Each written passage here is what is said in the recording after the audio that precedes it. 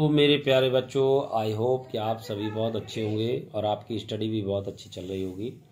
और आप दो लेक्चर आपको जो 9th क्लास के डाले हुए हैं वो आपने नोट भी कर लिए होंगे। ये तीसरा लेक्चर है द्रव अवस्था के गुण। द्रव का आकार निश्चित होता है, पहला गुण है, लेकिन आकार निश्चित नहीं होता है। आयतन तो निश्चित होता है लेकिन आकार निश्चित नहीं होता है। दूसरा है द्रव का गलनांक कक्ष ताप से कम तथा क्वथनांक कक्ष ताप से अधिक होता है। तीसरा है इन्हें संपीड़ित नहीं किया जा सकता। चौथा है कणों के बीच आकर्षण बल ठोसों से कम होता है। और पांचवा है विसरण तीव्र होता है। अगला है गैस अवस्था के गुण।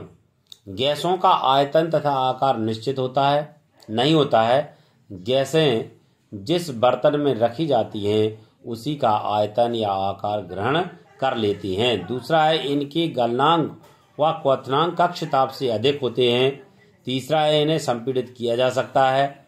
चौथा है कणों के बीच आकर्षण बल द्रव से कम होता है। और पांचवा है विसरण द्रव से अधिक होता है। एलपीजी को क्या कहते हैं? द्रव पेट्रोलियम गैस कहते हैं। और सीएनजी को संपीड़ित प्राकृतिक गैस कहते हैं। प्रश्न है यहाँ से, प्रश्न है पाओ क्या कारण है, क्या पदार्थ अपनी अवस्था को बदल सकता है? जल पदार्थ की तीनों अवस्थाओं में रह सकता है। नंबर 1 ठोस जैसे बर्फ, और द्रव जैसे जल, और गैस जैसे जलवाष्प। तापमान परिवर्तन का प्रभाव को समझाइए। ठोसों के तापमान को बढ़ाने पर उनके कणों की गतिज ऊर्जा बढ़ जाती है। गतिज ऊर्जा में वृद्धि होने के कारण कण अधिक तेजी से कंपन करने लगते हैं। ऊष्मा के द्वारा प्रदत्त की गई ऊर्जा कणों के बीच के आकर्षण बल को पार कर देती है। आकर्षण बल को क्या कर देती है? पार कर लेती है।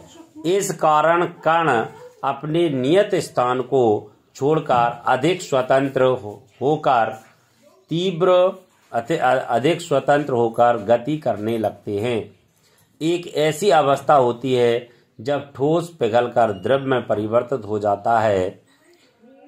और अगला क्वेश्चन है गलनांक किसे कहते हैं? जिस तापमान पर ठोस पिघलकर द्रव अवस्था में परिवर्तित हो जाता है उस ठोस का गलनांक कहलाता है। किसी ठोस का गलनांक उसके कणों के बीच के आकर्षण बल के सामर्थ्य को दर्शाता है। केल्विन को सेल्सियस में बदलने के लिए के बराबर 273 और सेल्सियस को केल्विन में बदलने के लिए C+273। दाब परिवर्तन के प्रभाव को समझाइए।